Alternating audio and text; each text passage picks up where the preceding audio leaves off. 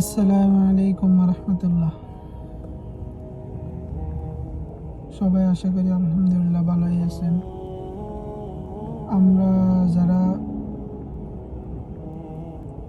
1995 থেকে 2010 সাল পর্যন্ত, 2010 না 2005, 6, 7 পর্যন্ত যারা ছিলাম, তারা অবশ্যই দেখলাম এক সময় ছিল আপনার শুধু বিটিভি চ্যানেলে চলতো।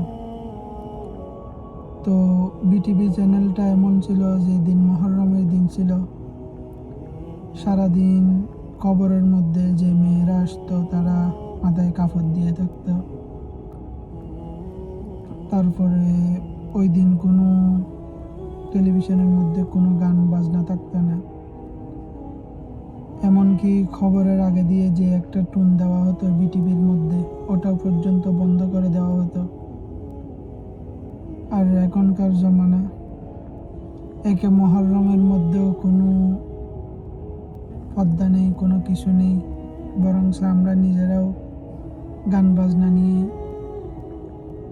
বসে থাকি। তো তখনকার জমানায় কোনো মোবাইল ছিল না, কোনো কিছুই ছিল না। সবাই টিভির মধ্যে শুধু ওই বিটিভি চ্যানেলটাই দেখত। সারাদিন কাবাগরের উমরার তওয়াফের ভিডিও দেখাইতো। খবরের টাইম হলে কোনো গান নেই, বাজনা নেই। অ্যাডভার্টাইজের টাইমে অ্যাডভার্টাইজ দিত সব ইসলামিক। এমন একটা দিন ছিল।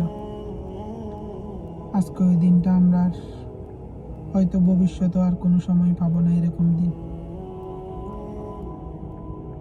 তো জানি না কে কে দেখছেন এরকম দিন, তবে হঠাৎ মনে পড়লো এমন দিনের কথা আজকে।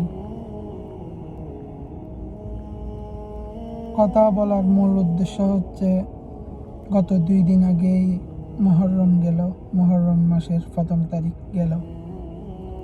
কিন্তু আমাদের মধ্যে হয়তো 100 জনের মধ্যে একজনকেও পাওয়া যাবে না যে মহররমের দিনের মধ্যে গাড়ির মধ্যে কোনো গান বাজনা হয় নাই, কোনো গান বাজনা বাজায় নেই।